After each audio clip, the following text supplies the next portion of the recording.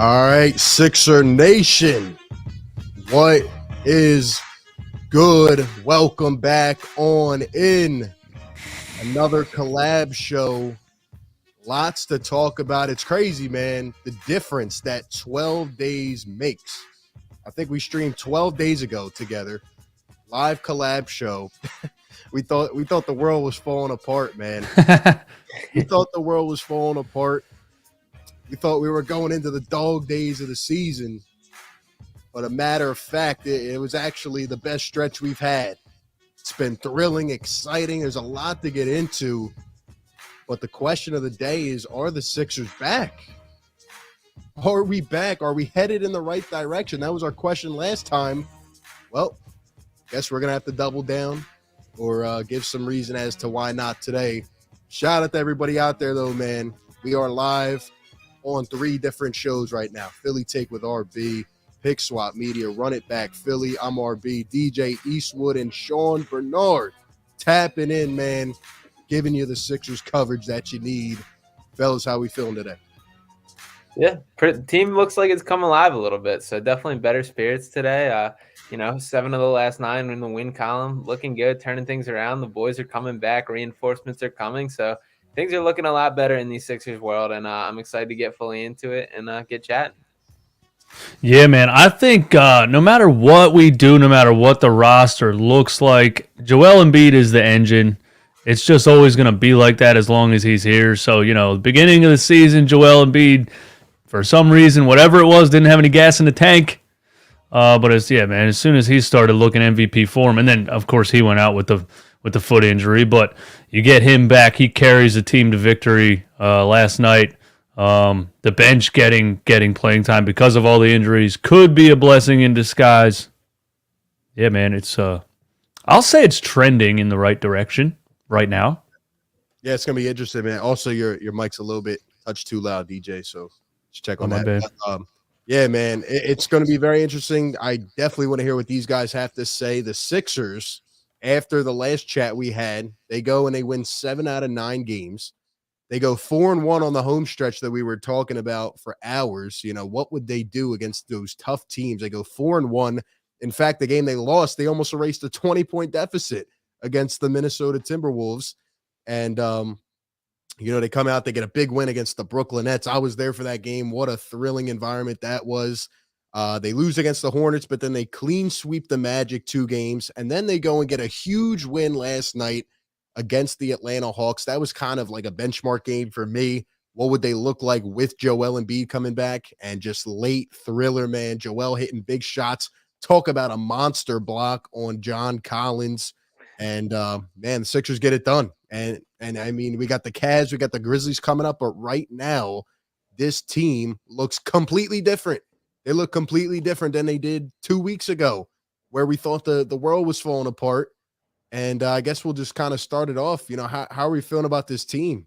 Are they back on the right track? And what is going on right now? Like, how do you put this into words? How do you explain your bench unit being the reason your team is finally turning the corner?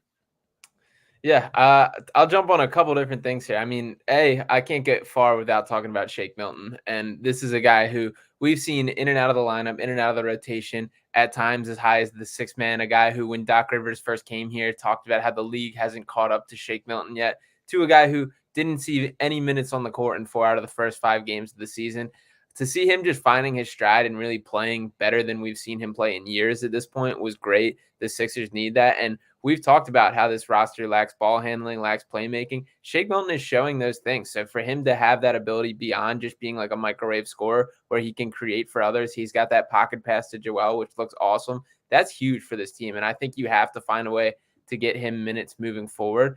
And when just talking about this team surviving this stretch, to give Doc Rivers a little bit of his flowers here, and I'm curious to see DJ's thoughts on this. And I mean, it doesn't make it better for the Sixers for what they need Rivers to excel in. But the thing I will say that Doc is very good at is raising the floor of a team and having them win games that they really shouldn't. And we saw that out of this stretch. The Sixers just played straight up better basketball, and that's contagious moving forward. And Embiid coming back, he embraced that as well. We saw the ball continue to pop. He's still the best player on this team by a wide margin, even when Harden and Maxey are back. So to see him just put his fingerprints all over that game and dominate is huge. But it felt like he was more consciously involved with getting others the ball, making sure it's a team effort. And that's what I'm really excited about moving forward. Yeah, so the way that I look at it is, I think you're right. It's just that, like, when I see the bench perform this way because Doc is forced to give them time, it reminds me of Tyrese Maxey performing a certain way when Doc was forced to play him at point guard when a certain guy quit and refused to come back. So right away, I'm like, wait a minute, how do we go from having the worst bench in the NBA and now all of these players look like, hey, they can actually ball? So to me, it's like you start out the season playing, Joel and James and Maxey 40 minutes a game almost. It looked like an 8-man playoff rotation the first couple games of the season. And then you see that you actually have talent. So again, to me, it's all Doc just for whatever reason not giving guys opportunities. You would think the beginning of this season would be the other way around, where you start out the guys, especially a guy coming off of plantar fasciitis that apparently he knew about. You would think you start out a little bit slower and have a little bit, maybe 30, 31, 32, have the bench guys have more of a deeper bench in the first couple of games. The system, his thought process, I don't understand it. But now you see, we can feel good about the fact that, hey, look, Shake Milton can ball just like he did against the Clippers how many years ago against Doc Rivers, and Doc fell in love with him. And, there's other guys here. I saw Saban Lee the other night make a play, and I was like, there's a ball-handling guard. I don't think he'll ever sniff the court, but I have faith that we have a lot of talent on this team. I need to see if now these guys are given these more opportunities when the starters come back. And I think the obvious thing would be, hey, they're coming back off of injuries, especially foot injuries. Maybe they start out slow. Maybe Harden and Maxey start out slow, and some of these bench guys continue to get more minutes than they're used to and continue to perform. So, to me, it's like, I don't know. I don't know. I can't tell if a team is deep or not because it's all based on whether they get the opportunities, whether certain players get the opportunities. So that's where I'm at with it. I don't know if I really answered any questions there, but I mean, was like giving Doc credit and then in the back of my mind, like not giving him credit at all. Again, like going back to where we were at before, it's very confusing, and I mean, there's a lot to unpack here. I guess I'll just start with the stretch that they're on right now. All right, I've realized 110%. Okay, it's all about opportunity, and maybe I sound like a Daryl Homer, like they always call me in the chat, but now we can finally realize, right? We have talent on the roster. We have the talent we need to win here.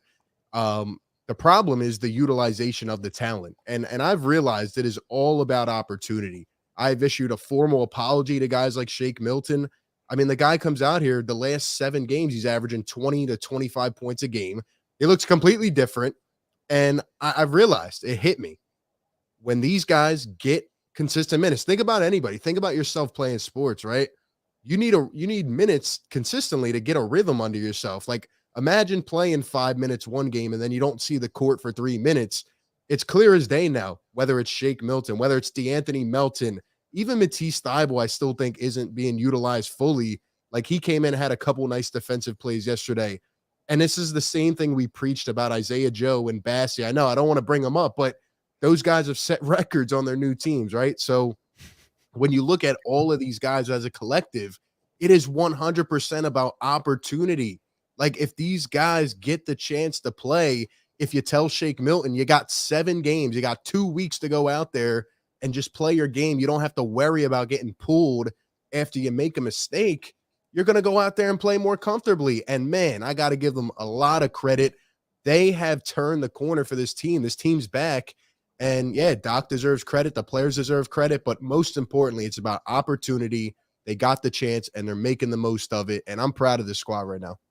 Yeah. And to your point about that, RB, there's something from like a mentality aspect for each of these players when they're not looking over their shoulder and they have a more defining, concrete idea of what is expected of them.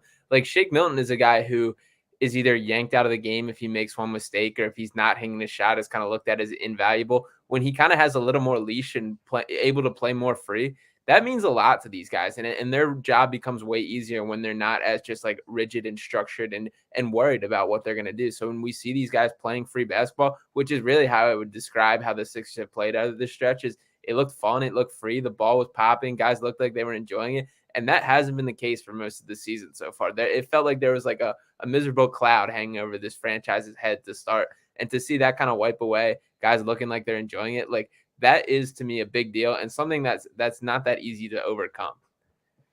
Yeah, I'm going to double down. Yeah, guys need minutes and guys need consistent time. I mean, we've anybody that's played basketball before, if you start in the summer, it's nice out, you go ball, you haven't played in a couple months, you're not going to be good in 5 minutes. It might take you a week or two to get really back into the groove. So yeah, you just can't expect somebody to play for 5 minutes and not play for a week. And it's always been, for me as a basketball player, I've always done better when I've had coaches and players around me that allow me to make mistakes also. And that's the especially young players, that's such a detriment to them to put pressure on them and have them thinking all the time, I can't make a mistake. I have to make this shot. I have to make this play. That's how you get young players in their own head, and they make more mistakes that way.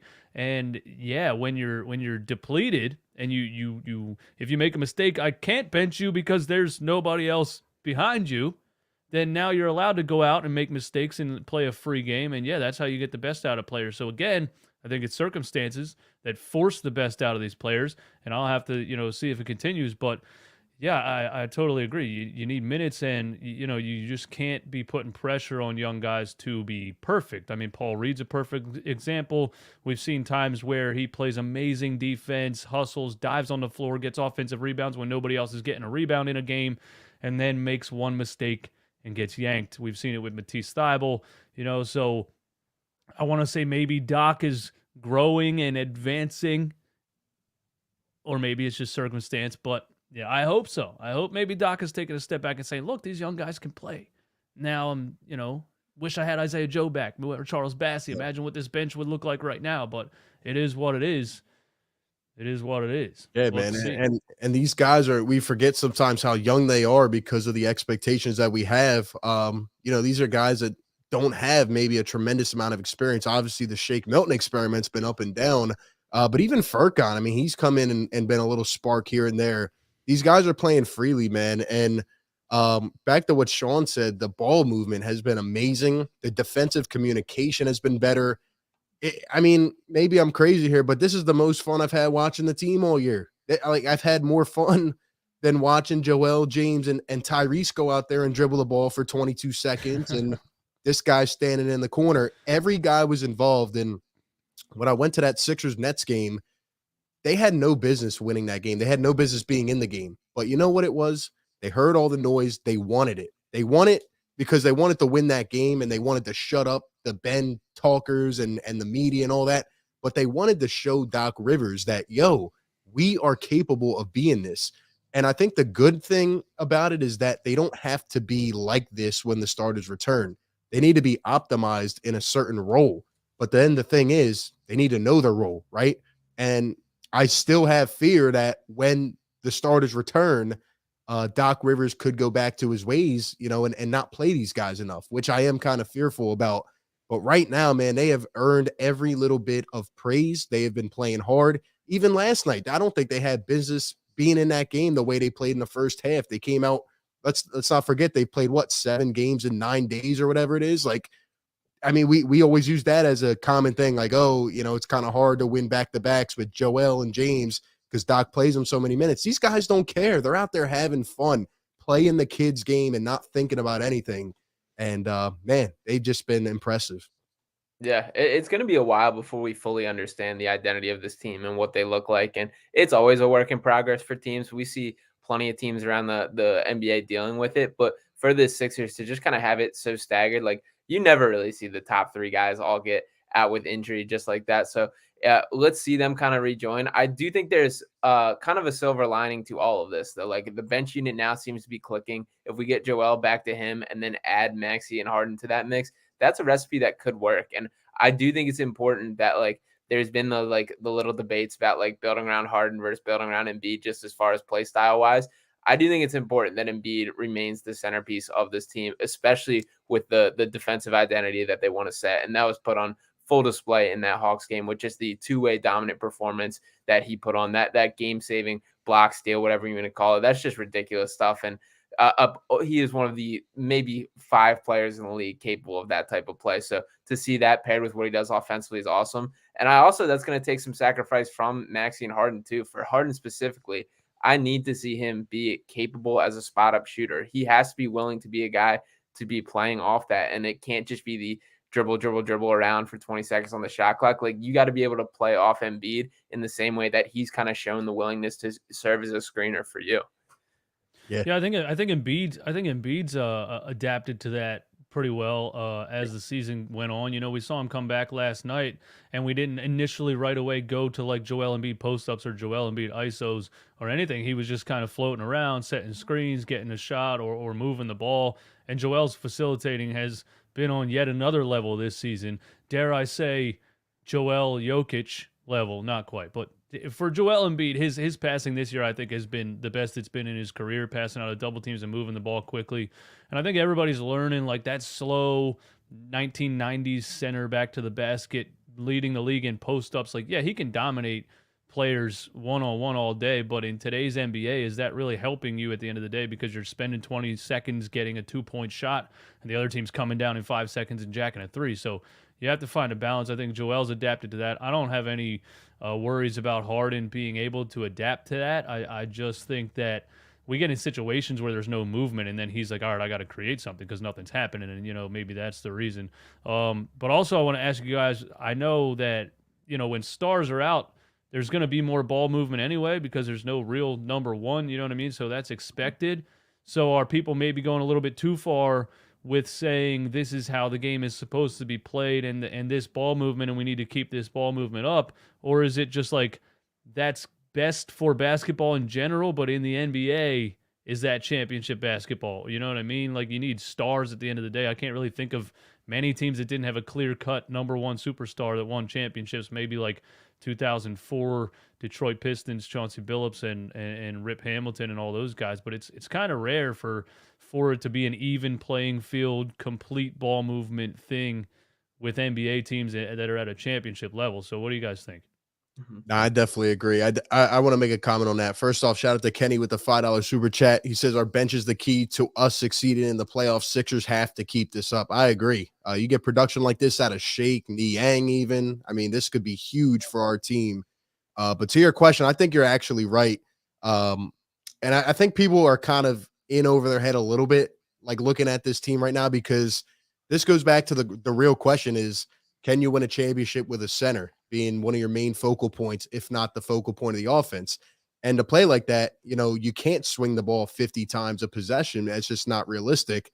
But I think you can kind of like find that balance between what we're doing now and then plugging in the stars. Like you just brought it up about last night, right? It wasn't all Joel Embiid ISO ball. It wasn't just Joel. No. Every guy was involved, and I was really impressed about how Shake Milton was off to a tough start, but he stayed aggressive, and in the fourth quarter, he was huge as well.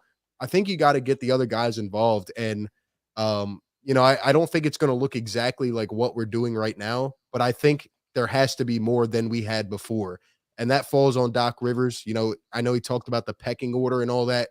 You can't just sit around and watch these guys. At the end of the day, your stars win championships. Stars make star plays in the big moments. However, every guy needs to be involved. There's no reason Tyrese Maxey should spend an entire game sitting in the corner, or, you know, Shake Milton comes in off the bench maybe and plays a couple minutes, doesn't get a shot. No, you got to find ways to get guys involved. And there's a lot of touches that go around on his team. Even Tobias Harris, for example, who's playing out of his mind. The thing is, when the stars come back, Toby's not going to get 20 touches a game. So how do you incorporate that entire offense? That's where you got to find the identity. And I'm actually kind of worried about that a little bit. Yeah, and one thing that I've always found kind of unique about the NBA is how much stylistically it changes from regular season to playoffs, just the game slowing down, every possession mattering more. And that's where this kind of like isolation ball comes more important. Like you see it where just stars make the plays when it comes down to the wire. And also to your point about kind of building around a center, it's really hard in the modern NBA to make it happen. But Embiid is just kind of, I think Embiid and Jokic are the only two I can comfortably say like it's possible because of just how gifted that they are. And for Embiid specifically, he deserves a ton of credit for understanding that himself and becoming more perimeter based. And just think about the game winner that he hit last year against the Raptors. Like that's a 7-footer hitting a fadeaway 3-pointer coming off motion. Like that just doesn't really happen. So I do think it can be done because of that. And also just like defensively, I think it's can't be talked about how much it's improved with this team over that past week. And Embiid he talked about it coming into the year, how it was a goal to be the top defensive team. They have been for over the past month now, which is crazy to say, especially without him in the lineup. That's also going to be super key come postseason. And once again, on the stylistic, not to bring him up, but Ben Simmons is a prime example of a guy who like you can hide it in the regular season with the up tempo fast break, but they're just like is a point where it can't be. And once that book's written, everybody can read it. So we've seen it both ways, but I do have faith in building around Embiid as the focal point. Yeah, I think it works and can work because of how skilled he is. When we say you can't win with a center being your number one option, yeah, you probably can't win in today's NBA with actually Hakeem Olajuwon as your number one option. You know what I mean? But we have a modern day Hakeem Olajuwon. People hate when I throw that name out there. The haters, man, they get so mad. How dare you say? But we have a modern day, just back to the basket center. But yeah, like you said, can step out, can hit the three, can hit the elbow jumper is almost 99% automatic. It seems like, especially with the game on the line. That's another thing about Joel Embiid, man. When it really matters, it's like Bryce Harper at the plate, kind of. You need to walk him. You need to foul Joel. He's going to score. He's making that shot. Last night, I had no doubt in my mind that jumper was going in. But yeah, you have a guy with so much skill that he can adapt to today's game and still be a dominant center. And then when you really need a 2-point bucket down the stretch of a game, he can really play bully ball. But, the old heads are always, what's he doing out there? He needs to get his back to the basket. Rah, you know what I mean? And it's not that kind of game anymore. He's going to play more perimeter base, but I still think, when the game's on the line, it's great to have somebody who's completely unguardable in the post. He can go at Clint Capella. I mean, John Collins, let's be serious. There's not many guys that can guard him on the block when he's really going to throw his shoulder into you. So yeah, I just think he's so skilled that it's very possible, but he's just adaptive to today's game. I think it's perfect. I'm glad you guys brought that up because during this hot stretch, it was actually a negative for me. Some of the Sixers fan base was just absolutely losing their mind. Oh, literally a guy told me we should trade Joel Embiid and we should bench Tyrese Maxey for DeAnthony Melton and Shake Milton. And I mean, Embiid came back right last night and completely proved that wrong. Embiid is still Embiid. It's about applying that recipe to what we have with our main guys. Joel's a monster. I mean, we don't win that game without Joel Embiid. Why? Because stars make those plays in the big moments. All right. Nobody else was making that play. And if you apply, what we have seen the last, couple weeks and kind of try to find a way, like I said, to find that balance, this team can be really good. But I think it comes down to like optimizing the rotations and the usage. Now, one thing I hope is that the guys that are playing right now with these excessive minutes, I hope they keep that confidence up. Seeing Shake play like this, what have we been asking for all season? We need a guard. We need a backup guard. Well, guess what? We have Shake Milton. Shake is that backup guard. He needs to play with the same confidence, whether he's playing 5 minutes or 20 minutes, all right? And he needs to do that. But I'm still worried about Doc Rivers and the utilization. I'm somewhere in the back of my head, as good as we're playing, as much fun as this has been, I really feel like in a couple weeks when everybody's back healthy, we may see the same thing. Joel James, Little Maxey, Joel James. That can't happen. That would destroy the confidence of this team. And I'll tell you what needs to happen. And Sixers fans might hate me for it. Tobias Harris needs to go to the bench. He needs to be the sixth man. That's how this team would be utilized. Shake Milton, Tobias off the bench. That would clear up a lot more in the starting lineup. Less touches because Tobias needs the ball in his hand sometimes. It makes perfect sense to me, but I don't get paid to make those decisions. Yeah, it happened to be a semi-generous schedule too. This whole no stars, all bench thing.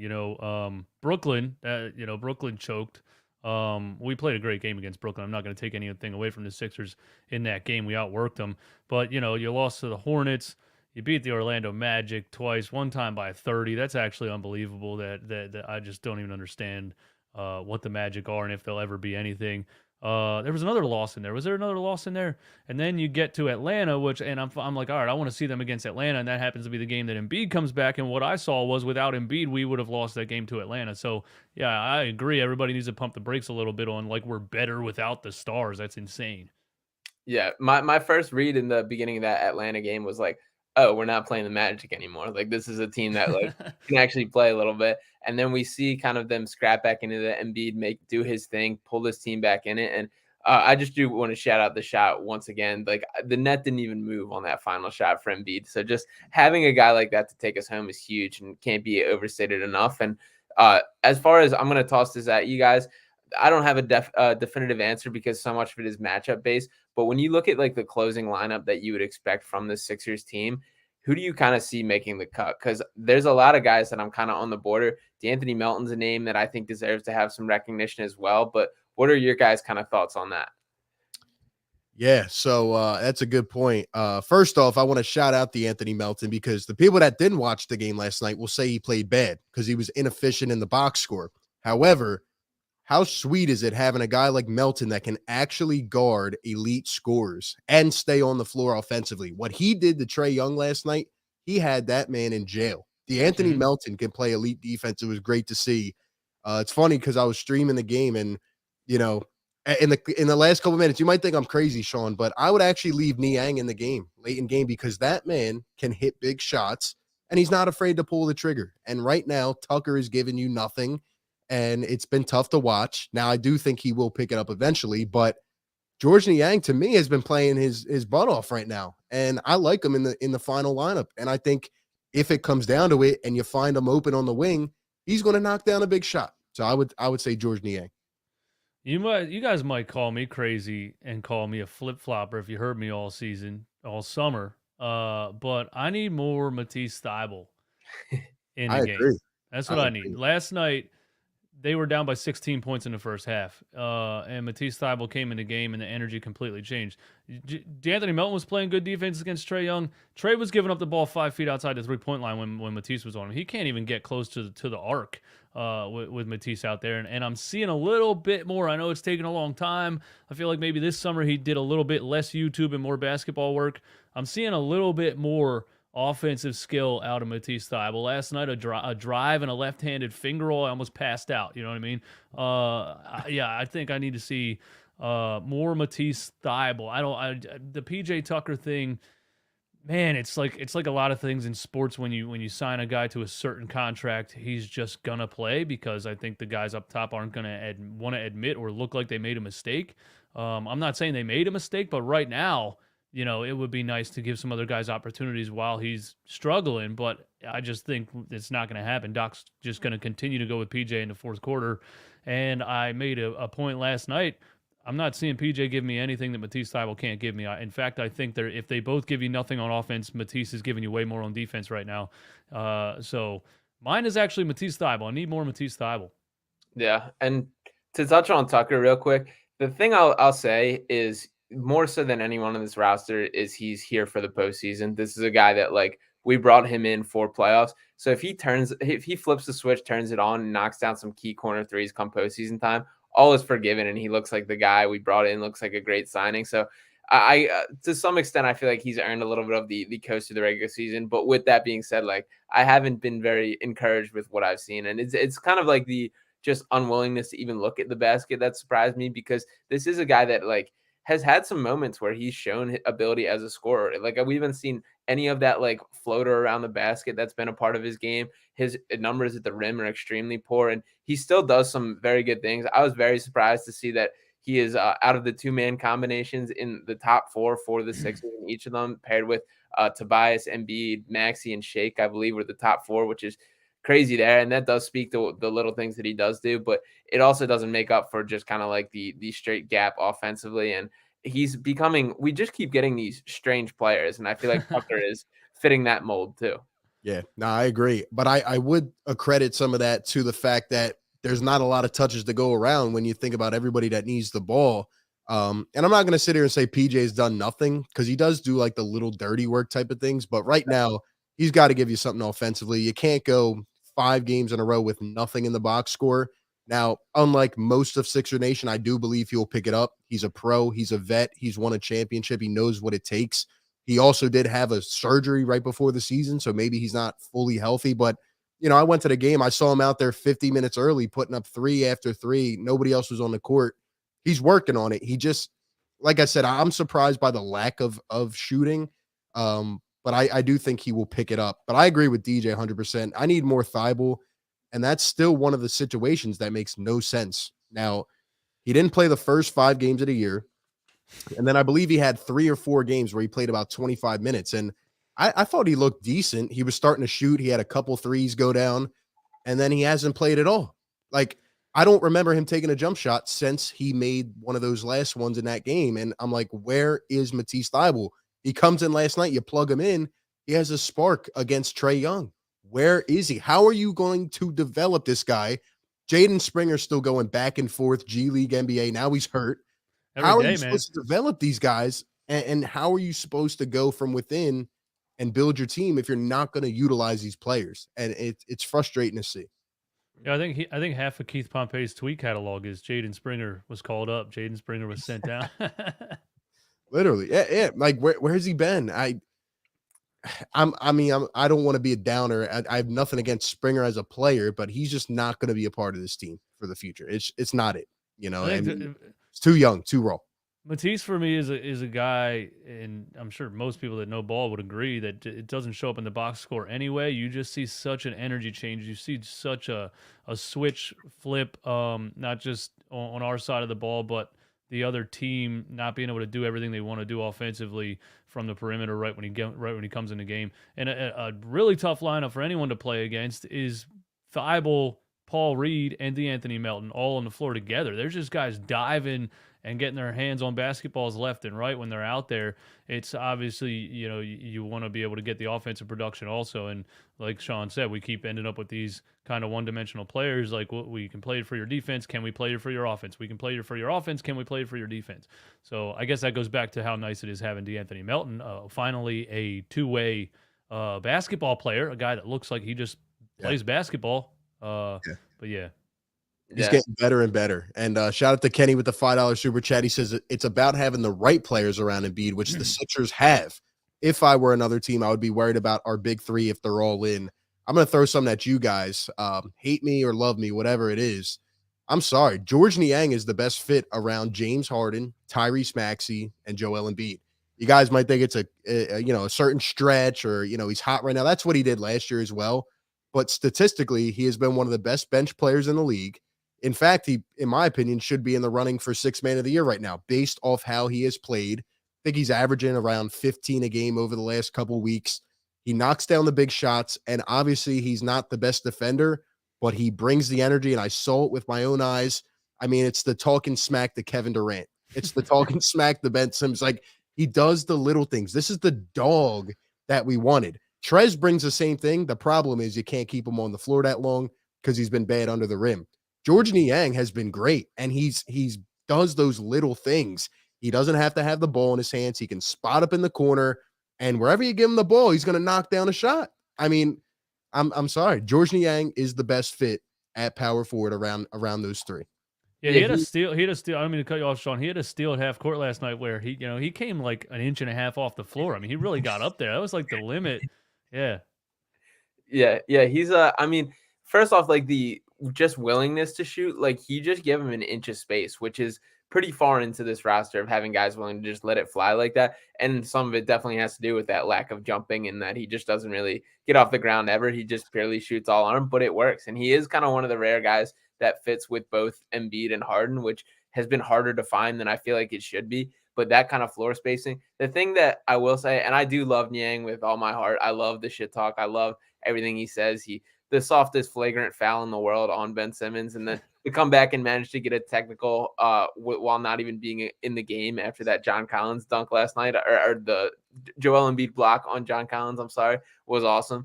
But I still don't know if I buy, like, defensively, if he can hang in the postseason, which is my biggest concern, because kind of what we mentioned about the isolation game and guys just hunting matchups, like Niang is going to be tested, and that's going to be pretty make or break. And I think the focus of this has been trying to find two-way guys. That's definitely not Niang, unfortunately. And I mean, he's still going to be useful at times. He's probably the most pure shooter on this team. He can shoot off movement, just do whatever you need from that regard. But defensively, I still am frightened come postseason time. I think it's a good point, but then again, when I look at who's on the roster, all right, Paul Reed to me is probably the best option, but however, he can't play offense yet. So even though he did have a little turnaround fade, which I was sitting there looking like, holy, is that Paul Reed? What's he pulled out of the bag here? But yeah, I look at Daniel House. He hasn't really done much for me. I mean, he would be a decent fit. I look at Tobias Harris. Is Tobias really an elite defender? I mean, he doesn't really do much. Sometimes he gets in that groove. But then again, I just look at the fit. I think Niang actually fits more than the other guys, as crazy as it may sound. Thibault could fit, but again, lack of offense. So it's tough finding that right piece. And I just feel Tobias would be more utilized off the bench. He could have the ball in his hands, go back and forth with Shake Milton. I think it'd be a smart idea, innovative idea. Tobias Harris would be best utilized on another basketball team. It's just coming.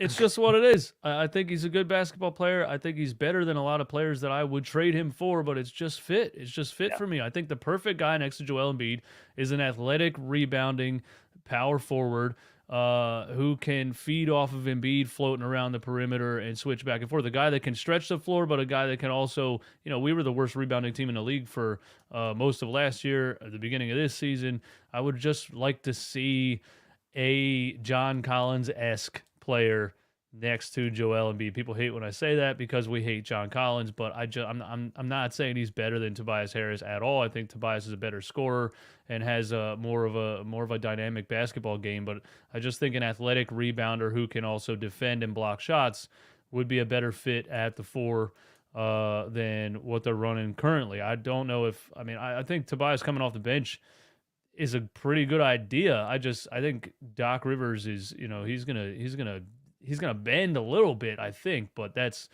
pushing Doc Rivers, I think, to his creative limit, thinking that he's gonna, I just don't think he's gonna do that. Niang being the best fit, again, you're not gonna get the defense and rebounding that I just talked about, but you are getting a quick trigger, and you're getting a guy that's always gonna give you 110% out there. It's tough, and then you say look at the roster. Who do we actually have that can be a two-way stretch 4 kind of player, a perfect fit, which is why I think at the trade deadline, you make a move. Mm-hmm. Yeah, and to speak on the kind of players you're referencing, I'll even go a little more further defensively is where my biggest, where I'm circling the need is the biggest, is just like a pure wing defender and cut from the Norman Powell, just normal small forward, a guy capable of. Mikal Bridges is obviously a high target one that would never happen, but that style of player that can 3-and-D defend and just swallow guys up like that is what they need. Somebody that can create a little bit. And Tobias, as far as moving him to the bench, there's been a lot of kind of bending on the getting Tobias kind of out of the reps, but this is still the highest paid player on the roster this year. And that's speaking of paying a guy and kind of sticking him to that is kind of Tobias. And it does suck. That's just kind of how it is. But I just can't see it happening, unfortunately. I mean, to keep this convo moving forward, bringing this all together. I think it's going to be very telling the first couple games that everybody is back healthy. Yeah. Are we going to go back to what we saw the first 12 games of the year, or are we going to try to replicate what we have been seeing recently, but plugging in our pieces? And I think it's going to speak a lot about Doc Rivers. Was all this for nothing? Was all this just to, give our guys some rest? Maybe it is a blessing in disguise, right? Having these other pieces that can play off the bench and, giving us some confidence finally. But at the end of the day, we can't go back to what we saw before. And really, I think I'm trying to bring up a higher question here. Do the players have to look at themselves now? When we look at Joel Embiid, when we look at James Harden, do they have to look in the mirror? Because we've given Doc all the criticism, as, a lot of it is deserved. But what about Joel and James? What about James Harden, who was playing out of his mind before the injury? How does that game look with James Harden? I don't think he's ever played a brand of basketball like that. So, what is that going to look like? How about Tyrese? How are you going to get him incorporated? These are a lot of the questions I have. And if it goes back to looking like what it did before, just the stale, just not pure, just, really just isolated garbage that we saw. That can't go on. We're trying to win a championship. You have the formula now. You got to apply it. Mm-hmm. And one thing I've if you pay attention to Embiid's quotes post game, I always read into these probably a little more than I should, just because I'm always curious, kind of getting a window into his mind. There was a quote a couple weeks back that really stuck out to me. This was right after Harden and Maxey got hurt. So when Embiid was the focal point before Embiid got hurt, and they asked him about the playing through him as kind of the point center. And he said that, like, this is how we need to play every game, regardless of who is there. And that was one that made me kind of like, like, what how strongly does he mean that, like, with the group? Because when you think about it, and this is why I brought up Harden becoming a spot up shooter, because that really has never been James Harden throughout his career, although there's no reason that he shouldn't be capable of doing it. But when you think of a player that fits around James Harden, as a big man like Embiid, it's setting screens, rolling, catching lobs, which Embiid's shown he can do, and they've been very effective at that. But when you think of a player that is built around Embiid and connects with Embiid, and this is why you said Niang's such a great fit, it's a guy who's a willing shooter who moves off ball. And neither of those things are really James Harden. Off a catch and shoot, you're not going to get a movement guy that's just not really him off the ball. But there has to be some give in that direction if this team's going to reach its ceiling. So Harden should be able to do it. He's taken some strides forward and looking more comfortable for it. But for this team to work, I think he just has to be able to be willing as a three-point catch and shooter and keeping the space open like that. But before I let DJ go, are you concerned at all then about the defensive level of this team? Because they've been great. They've been the best in the league over the last 3 weeks, month. What about Maxey and Harden in the backcourt then? And then you talk about Tobias, right? We want a more athletic defender. Are we concerned about that? Like, what if that goes back to how, because let's be honest, it's been night and day from what we saw before till now. I mean, these guys are locked in. They're all up on their players. Are we concerned about that at any level? Yeah, I am a little bit, and I'll say that just because, like, Maxey and Harden both just are always going to be a little bit deficient on the defensive end for their own individual reasons. For Harden, it's just kind of snoozing once in a while, getting lost on off ball. For Maxey, it's just kind of his size, and there's certain matchups where he just can't handle for being 6'2" and the frame that he's in. I do think Maxey's improved as a defender already through his time in the NBA, which is encouraging. And the point that I guess is my biggest thing, and this is once again why I stick in the, like, build around Embiid corner, is he covers up for so much of that. Just, you see guys, like, not even willing to try him in the paint, which they shouldn't, for the rate that he blocks shots and is able to do that. So I do think he can make up for that. If there was, like, a Tobias flip for an athletic wing that can really clamp up guys and be that, like, true 3-and-D thing, I think that changes it and elevates it a ton, but it is a concern of mine for sure. Yeah, I got bad news for you. It is 100% going to go back to what we saw before, because for that to really change, the person in charge would have to change, and the person in charge has never changed. This is a guy who consciously put Paul Millsap on Giannis Antetokounmpo just last season. 37-year-old Paul Millsap. This is a guy that made that decision and stuck with it, because this is what I'm doing, this is right, and I'm gonna have to see it not work to change it. And I just if he was, man, I don't have faith in him adjusting or accepting that he needs to do things differently. That's just not him. It's not what he's ever been. He had disagreements with the Boston Celtics just a couple years after he won that championship and got traded. It's just who Doc Rivers is, and it's just going to happen. You talk about PJ Tucker coming off of a surgery at 37 years old, playing this much in the beginning of the regular season. These are things that, to me, I'm not a basketball expert. I'm not a sports expert at all. They flat out don't make any sense. And I've seen it from him for 3 seasons now. There's no reason for me to believe he's going to be adaptive at this point. So sadly, I see it going back to what it was.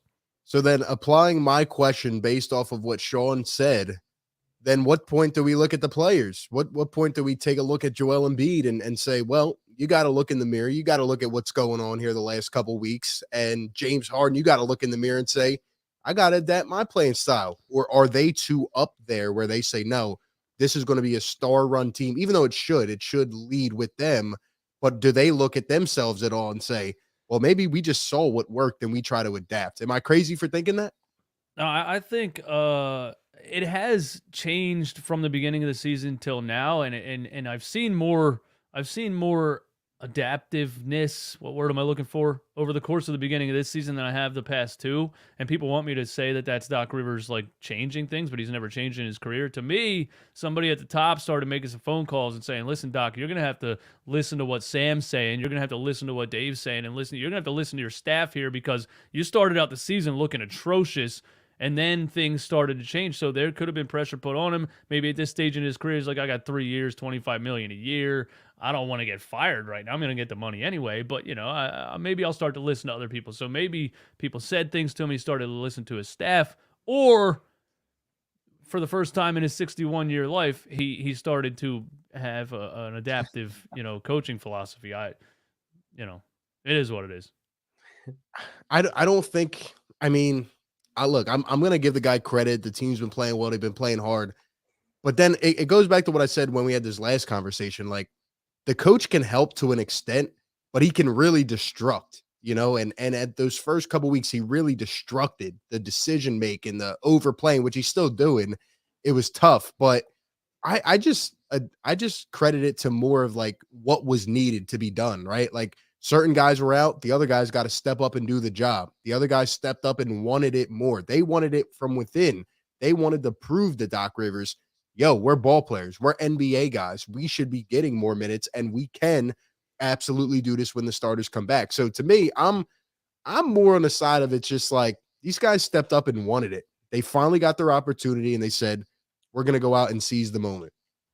Yeah, definitely. There was like an intensity that they played with, which wasn't seen through the first couple weeks of the season. That I think there was kind of a reality check, which that happened is like it doesn't matter if we're more talented, like we have to go out there and take it. And that this team has needed that for several years now, to be honest. So I'm happy things seem to be changing in that regard, but it's all going to kind of be a work in progress until we get to the postseason and see that happen. And it's good to see them kind of going down the same path, but they still have a ways to go with like mentality issues, which has been something that kind of has clouded this team throughout this era of Sixers basketball. So I'm happy to kind of see the tools be put together, but it all has to come together when everyone's here. I just keep seeing it with other teams, and I would love to see it with this team. Here's a perfect example. AJ Griffin is 19 years old and is playing 17 minutes per game for the Atlanta Hawks. Yeah, they're not like a juggernaut. They're 11-10. But like, yes or no, would Doc Rivers play a 19-year-old kid 17 minutes a game in an NBA? He kind of treats the entire regular season like every game matters so much. I just can't even look at the young kid over there. You know what I mean? So the more I see, and the NBA keeps getting younger, we keep catching up with, I know it's the most talented basketball league in the world, but other countries have 16-year-old professional players. We're going to eventually be in the Luka Doncic when he was playing professionally overseas. We're going to eventually be in that now, especially now that they've gotten this, like you can get drafted out of high school again. We have to start moving towards giving guys a shot. These young guys that we call young guys that Doc doesn't give a shot are like 24 years old. Isaiah Joe's 24. Yeah. What age are you not a young guy anymore and you're allowed to play? And 19-year-old players are playing 17 minutes a game. So, I'm glad you brought that up, and it gave me a great leeway to bring up what I do every single show. The Sixers should have kept Isaiah Joe. All right, they should have kept him. He hit the most consecutive threes in a game in OKC history. 9 straight. They beat Katie's record. Like DJ said earlier, we're not basketball experts. We just study our team. We just watch. The guy had talent. If there was a run, all right, I'm going to give you a bold take right now. Let me know if you agree. If there was a run like this where everybody was injured and Isaiah Joe was still on this team, he would have went out there and looked like a damn superstar. I'm sorry. Charles Bassey too. If they were here during this time when everybody was injured, they would have went out there and earned themselves more minutes. What do you guys think?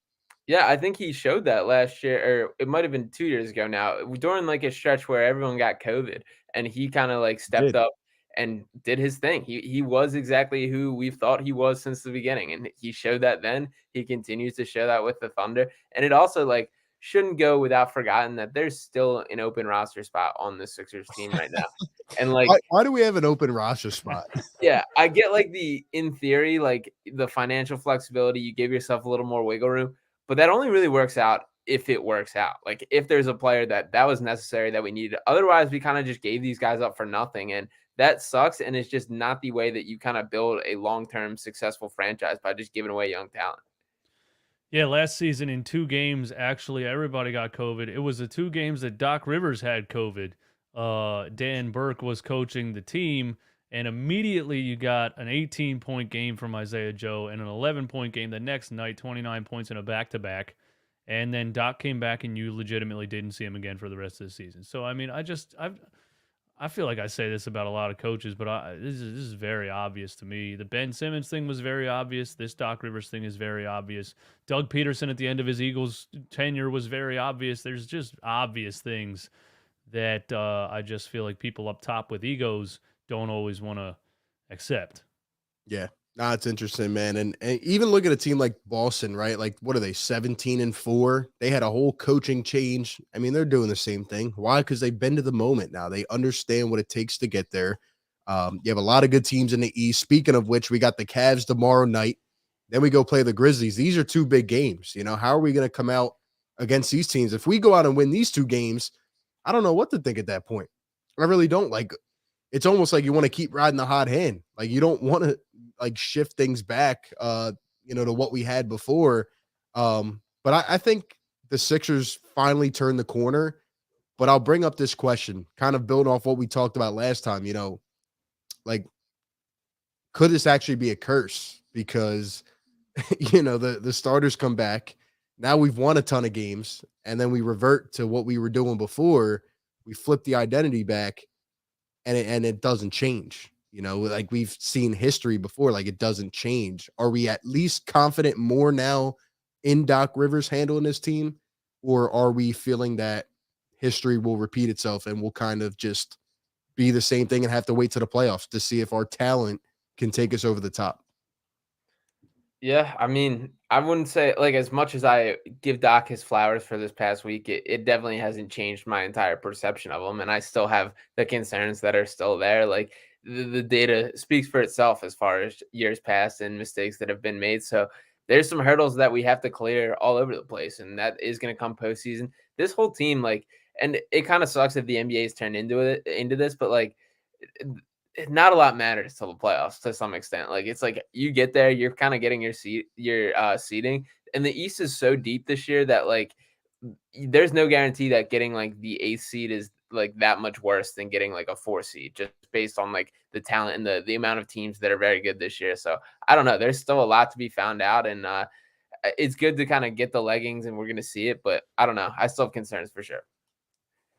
Yeah, I mean, I have concerns for sure. I'm interested to see what Harden looks like, I guess most. I mean, Maxey has the technical fracture in the foot, right? But he didn't have as long of a timetable as Harden had. Probably a fracture is quicker to heal than a strained tendon. Something like that. I don't know. I'm not a doctor, but either way, I'm interested to see what Harden looks like coming back from a strained tendon in his foot. You want to make sure these guys are 100%. You want to make sure they're not like, okay, I'm 95%. Let me go and see how I feel. I'd rather you just be like definitely 100%. And yeah, I want to see them get worked back into the rotation. You can't, especially after a foot injury, just go boom, 38 minutes a game. So we'll see how Doc handles that. I unfortunately have 0% faith in him handling it correctly. If he does handle it correctly, I'll be blown away. I partially blame him for all these guys being injured in the first place. I wish I had some positivity here. I'm enjoying the team right now with the energy and upsetting teams and things like that. But when the stars are back, I see the pecking order coming back. I see all of it coming back to Doc's eventual firing. Probably in the playoffs this year. You think it'll actually happen though? Because at this point, now that we've done what we've done, now that the guys have been injured, which have kind of given them a pass, now that we've turned the corner back, unfortunately, I'll take it as another step. I don't think it's going to happen at all, unless we were to lose 10 in a row. I think it's just this is what it's going to be. Like Sean said before, then we just get to the playoffs and we throw it all out there, and if it doesn't work, then big changes are made. But I think we're pushing it all in. I came across something the other day when I was making that George Niang video, an interview that he had with JJ Redick on the podcast, and he brought up Doc Rivers and practice, and JJ laughed, and Niang laughed again, and he was like, "Yeah, Doc practice," and they laughed, and he was like, "It's all sunshine over here. I'm doing," like, he's making a joke about the fact that they don't really practice. Is that a real thing? And then they come out the beginning of the season looking the way that they looked, and I'm like, what is going on here? Yeah, I actually asked him about that in my interview. He tried to essentially say that it was taken out of context a little bit, but he did say what he said. So, I mean, I feel like guys don't even practice that much anyway. I feel like you just go throughout a season and you move on to the next city. Maybe you get some shoot arounds in, but you got to practice certain things for sure. Do we do that? Sometimes I feel no. I feel like literally we go out there and it's just any other game, and Doc throws it against the wall and says, "Do what you can do and see if we can pull out the win." That's what I feel happens. Yeah, there was a couple quotes came out last night. Shout out Derek Bodner of the Daily Six for this, but they asked Doc about kind of the zone defense, which the Sixers have been using more lately. They're up to the second highest rate in the NBA of using that, which is something interesting, and I do think has provided a nice changeup for spurts, especially with the length that they have with guys like Melton and Thibault and everything else. But anyway, they asked Doc about it, and Doc goes in on like, yeah, this is something I think changed the game. We work on it every single day at practice. And then immediately after, they asked Tobias Harris, and Tobias just goes like, yeah, we haven't even really practiced it. So I was glad it worked. So just kind of one of those like caught in the act back to back, and kind of sums it up a lot.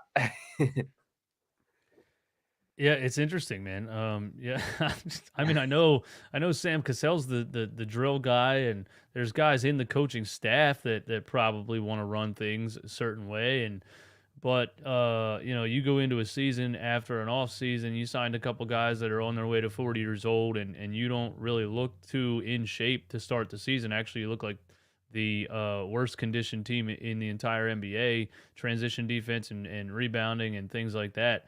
So with all that evidence, I'm willing to bet, they didn't do much in the offseason. Joel made a joke about it, and then it turned out he actually was on the couch the whole offseason. So, but again, yeah, it's a long season. The Celtics were terrible the beginning of last season, ended up in the NBA Finals. It's one of those games you can take 30, 40 games to get up to speed. You really can when you have the talent, when you know you're going to be in the playoffs, you can do that. So, the fact that we didn't come out firing on all cylinders game one, it was annoying. It was annoying losing to that Spurs team. That was an embarrassing loss in the beginning. But yeah, I guess, I have faith that you're going to see these guys get better as the season goes on. Get in better shape, get the chemistry together and things like that. So, we'll see, but I definitely don't think they did much in the offseason. Mm-hmm. Last thing I want to talk about, and chat, let us know what you think about this. I want to get your guys' takes because I've been throwing this out there recently. Some people agree, some people think I'm crazy, but as much as it has been criticized in the NBA, how many guys do you know across the league that are taking nights off, that are getting extra rest?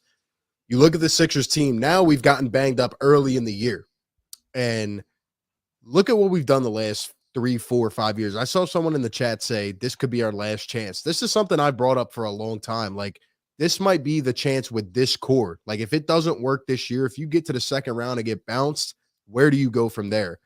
Honestly, guys, I would load manage. I don't care about the regular season anymore this year. I mean, we've seen what happened. The Sixers were the 1 seed. We get blasted by the Hawks. I mean, for crying out loud, do what it takes to get to the playoffs healthy. If that's resting Harden one night, then resting Embiid the next night, fine. I don't care anymore. Sean just said it earlier. The regular season doesn't matter that much. What is your guys' take on that? I would seriously go into full load management and just try to be as healthy for the playoffs as possible. Try to get a top seed, of course, like within the top 4 to get a home field. But at this point, I'm ready to go all in for the playoffs. Mm-hmm. Yeah, no, I'm all about that. Health is definitely the most important thing. And even a step beyond just like full resting. And this ties right into like giving guys more opportunities. Both Harden and Maxey are in the top 14 in the NBA for minutes per game. Before Maxey got hurt, he was leading the NBA in minutes per game, and he obviously got subbed out of that game at halftime, and a couple guys have passed him, so he's shrunk down that a little bit. But either way, like, you just don't need to be playing these guys that many minutes per game, especially Harden, who's at this stage of his career already had injury concerns coming into the season, and now is going to be coming back from them. Like, reel it back from a nice 36 to 38 minutes a game to a 32 to 35, and that A, provides minutes for other guys, B, keeps them safer, and this all feeds into just what they should be doing. Yeah, I agree with playing starters less overall minutes, but with the load managing thing, I look at what we looked like in the beginning of this season, and then I have fears because, on paper you have the talent to be an automatic playoff team, a top 5 seed, and things like that. But we saw in the beginning of the season what these guys can look like when there's no chemistry and the effort looks like it isn't there and things like that. So if you load manage this team, do they get swept in the first round anyway if they look like what they looked like the first 5 games of this season? So I guess you have to try to find a balance. You want to build chemistry and things like that as the season goes on. But I definitely agree they shouldn't be playing, 38, 39, 40 minutes in a regular season NBA game. They shouldn't have been doing that from the jump. So, why did that happen in the first place? I can't figure it out. But hopefully this showed the guy in charge that, look, you have depth. Look, you have players you can actually use. You can play Shake Milton 25, 27, 30 minutes in a game if you have to. If Harden bangs knees with somebody in the second quarter, you could sit him down. You can sit him down the rest of the game. You have guys that can ball. So we'll see, man. We'll see what he does. Yeah, I think it's interesting, too, how the NBA made all these strides to give guys more rest and more days off, less travel. Yet we had a 4-day stretch a couple weeks ago, and then we've played 7 games in 9 days. We play a back-to-back in the same city. How does that even help? It's a long season. Some of the busiest months are coming up, and it's man, we gotta take care of these guys, Yeah, definitely. And you see it across the league too. The Clippers aren't going to play a game at full strength all season. They're just going to keep rotating guys who have nights off. Kawhi and Paul George have played not at all. That's kind of been their model these past couple of years. Hasn't fully worked out for them, but that's what they're bought into, and they're not the only ones. You just see it around with guys getting nights off. It's kind of the way of the NBA now, unfortunately, and the Sixers kind of need to buy into that a little more. They really haven't, and part of it, I do think, is on Embiid's shoulders for him wanting to squash that injury prone narrative and wanting to show that I can play every night. I think he took that a little personally, but now it's time to kind of put that aside. You've proven that, man. Now make sure you're healthy and can bring us home when it matters most. Yeah, the one question that you did ask a couple minutes ago was, if they get bounced this season, if they don't make it past the second round this season, I'm ready. If they don't make it past the second round this season, I'm ready for it to be blown up. I just am. This is getting, I don't know. I feel like I'm seeing the same thing every postseason, and then it's to the point where I'm like, okay, here's the same thing again. So I'm ready. I'm ready for Tankathon. I'm ready to try to get to the top of the draft. I'm ready for the rights to Ricky Sanchez draft party and the Xfinity Lives. I'm ready to go right back to where we were. I was having fun. You mean a full blow up, get rid of everybody? No, I think you always. I think you keep. I mean, obviously, Tyrese Maxey is a diamond in the rough. You got somebody that can at least you have a prized possession to move forward for the next 10 years. So at least you have that. We're not actually.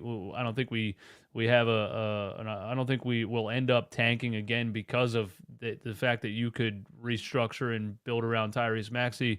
I don't think you give up on Joel Embiid yet either, unless he requests a trade. I think if you get bounced in the second round this season, some of these contracts that Daryl made happen this offseason, you got to do a whole bunch of different things. You got to move a lot of pieces. I don't know. I don't know how you blow it up without trading Joel Embiid.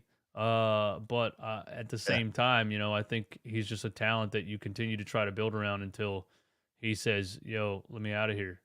Yeah. Now it'll be interesting. Definitely going to be interesting to see how the Sixers come out the next couple weeks. Some tough games now that we get into some of these better teams, especially when the players come back. I would probably anticipate mid-December, maybe late December they come back and we're at full strength. So it should be interesting to see how we come out and how we play and if we revert back or not. Last thing I want to say to you guys before we get off here. I was at that Sixers Nets game, and let me tell you how sweet it is seeing it up close, right? Because I was right there. And people were frustrated with me because I made a post game and I said that Ben didn't do anything to impact the game. And we've all had our criticisms, we've had our conversations. It's crazy, guys. He's the same player. He's the Nets really are what we said they are. The fact that they lost to that team doesn't mean anything in the grand scheme of things, no. But that team got beat by Shake Milton, George Niang, and Furkan Korkmaz. And even though Ben had 11 and 11 that game, he didn't do anything. I watched him every possession. He ran to the elbow and he handed it off and set a screen. We won that trade by a mile. I mean, it's confirmed. Somebody tried to argue with me that the reason we lost it is because Seth Curry had 20 something off the bench.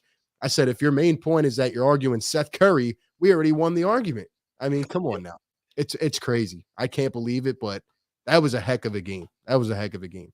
Yeah, this guy was hitting Jordan shrugs and shushing the crowd after basic basketball skills. Like after layups and a made free throw, he's hitting those kind of celebrations. So I don't know. It's very crazy. I would even go a step further to say like he's regressed significantly since his time with the Sixers. Like he's a worse player than he was at his peak with the Sixers. Absolutely. And some of that, if you want to look through the Brooklyn lenses and I guess wishful thinking, is maybe there's some rust there. He hasn't played in a while. He's taken some strides closer to the player that he was, but he's never going to be James Harden, I'll tell you that.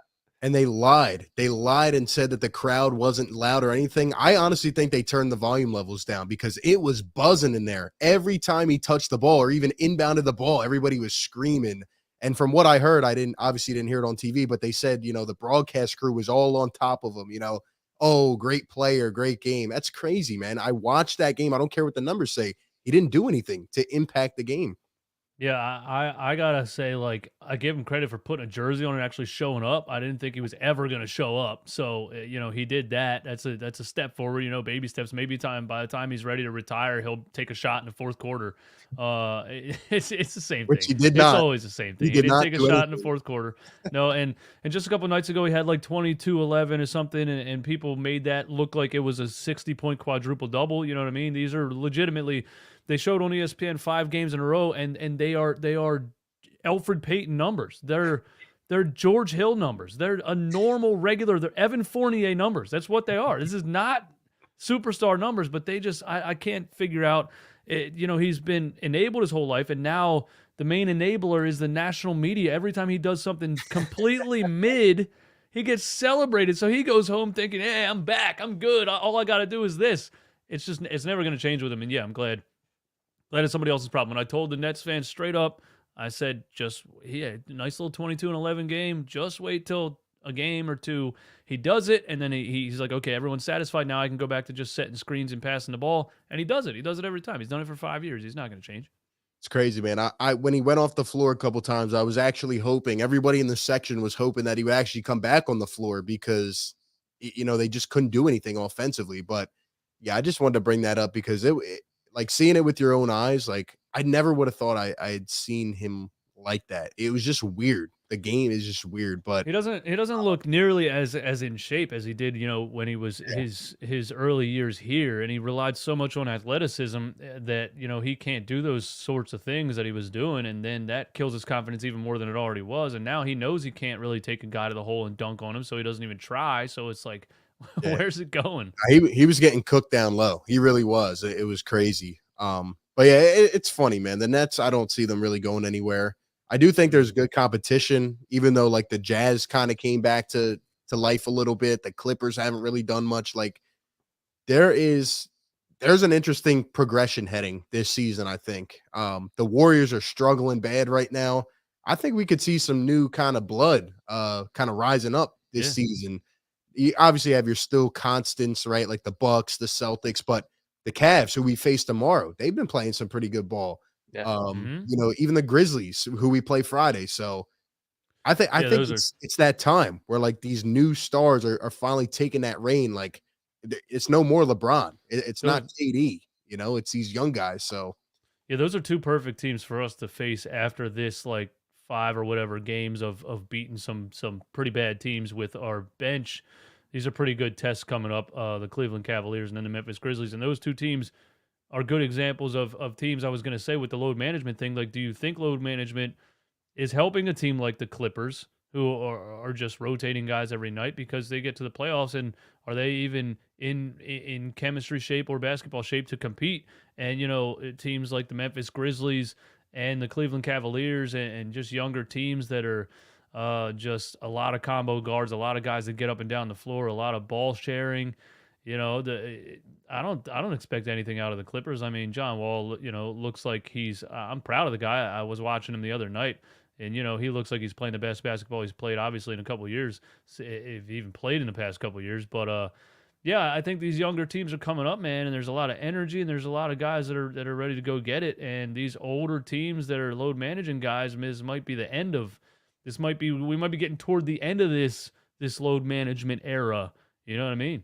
Yeah, it is. And like, for example, the Warriors are the 9 seed. They're 11-11. They're 2-10 on the road. The Nets are the 9 seed. They're 11-11.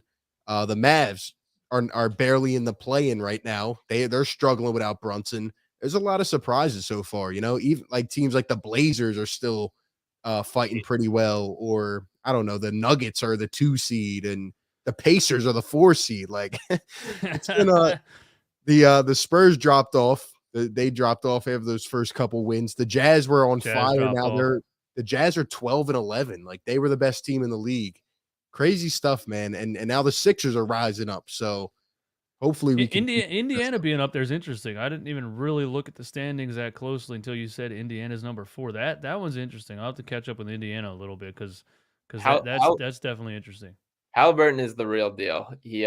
He's the truth, that kid, and Benedict Mathurin can play too. Halliburton, I forget the stat. I believe it's 40 assists without a turnover is what he's on in the past 3 games, which is just nutty stats there. And he can shoot a little bit too. Halliburton is a player, not to obviously like reflect on it too heavily, but if that was kind of the trade deal other than Harden, that one could age poorly looking ahead. But if everything shakes out this season, it won't matter.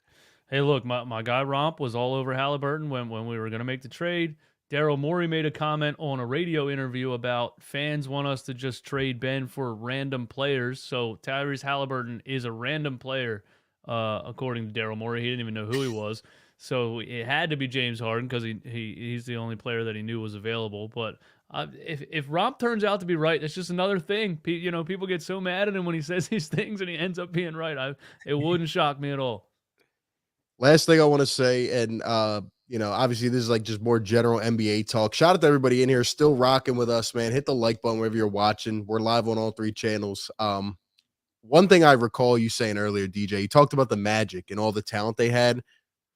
The other night when I was streaming the game, I was going up and down the roster, and I'm finding dudes I couldn't believe that were still on that team. I'm like, holy smokes, the Magic have all this talent. I'm reading down the list. Cole Anthony, Bol, Mo Bamba, Banchero, Wendell Carter, Fultz, Hampton, Gary Harris, Jonathan Isaac, Terrence Ross, who I feel like should be 51 years old, but he's only 31. Jalen Suggs. He's only 31. Wow. Jalen Suggs, Franz Wagner. I'm like, and it just goes to show when we put all this in perspective, like, you could be a young team stacking for talent and still be 5-16, or you could be a team that has all the talent and like the Warriors, who have been trending and now they're struggling. So you never know with the are they all injured or what? Like, I feel like I didn't see Cole Anthony at all in those He was games. injured. Carter's injured. Fultz is just getting paid to wear street clothes for the rest of his career. What's his injury now? He got upgraded to questionable right before the second game, and then they pushed it back. So I think whenever their next game is, I guess when he's making his debut, Wendell Carter was also hurt during the matchup, who I also think is a player too. Yeah, they have a lot of guys, man, and I think Mo Bamba and Jonathan Isaac are the shockers to me. Like, at what point do they move on from these guys? These were high draft picks that just, I mean, I know they're still relatively young, 24 and 25 years old, but they're just kind of nothing. Yeah, Isaac hasn't played in like 2 years. Yeah. Oh, he's always hurt too, Isaac. Okay. Yeah. You have so many centers on that team. It's like, it's crazy, man. And then you look at a team like the Hornets, who were on a good trajectory. Then 2 of the players got arrested. Gordon Hayward's not even a player anymore. And it's like, you never know, man. You never know. By the way, Suggs is injured. Fultz is injured. Isaac is injured. Wendell Carter is injured. And Mo Bamba is injured. Yeah, I'm officially starting the get Terrence Ross to Philly movement. He'd be a great piece off the bench. He's Great been like piece. rumored to be traded for like the last decade, but Get him to you never Philly. know. It Yeah. would be perfect because he's NBA old, but he's not actually old. You know, we have a couple guys that are actually old right now. You know, 31 is a good NBA old. We'll take that. Yeah, absolutely, man. But hey, appreciate you guys coming on. Shout out to the chat. Great talks tonight. At least we are much more optimistic at this point in the season. Hopefully we can keep doing this every like 10 games or whatever. And just it's crazy when I think about everything we've went through this season and we're only 21 games in. It's like, man, we got a long way to go. Long way to go. I definitely want to catch up with you guys after these next 2 games because they're both big tests that are going to tell us a lot, I think, about what we can expect. So yeah, definitely should be good. Shout out to everybody. Support Philly Take with RB, Run It Back Philly, and Pick Swap Media. Wherever you're watching, drop a like, drop a subscribe. It helps us out more than you know. We're delivering this content to you every single day at the click of a button. Anything else, guys? Appreciate you coming on, man. Yeah, no, glad for the upbeat, glad for the little upswing. Let's keep it rolling, see how they survive. Nice 2 measuring stick games these next 2 games, and we'll get back and see how things are swinging. yeah, I'm excited to get back into the swing of things. I had kind of a week off with the week of Thanksgiving and all that. It was tough for me. It just happened to be those games where we were playing the deep bench most of those games against bad teams, so I didn't care that much that I missed them. There were some performances that I wish I would have saw, but you're ready to get back into it, man. We got some good games coming up. So last thing, prediction for tomorrow night. Do the Sixers get the W against the Cleveland Cavaliers? I think we do. I'm saying we do. Yeah. Confident in this team. Sean says yes. Yes. All right, we got a unanimous yes. Yes, but yes. It's not gonna be pretty. We're gonna get beat in a lot of categories, but once again, Joel Embiid is gonna carry us to victory in the 4th quarter. I think that's gonna happen. Let's go, man. Let's go. Get the dub. Someone said 112-102. I like it. I like it. All right, everybody, have a great night. Appreciate y'all for tuning in. Hit the like button and catch y'all on the next one. Peace.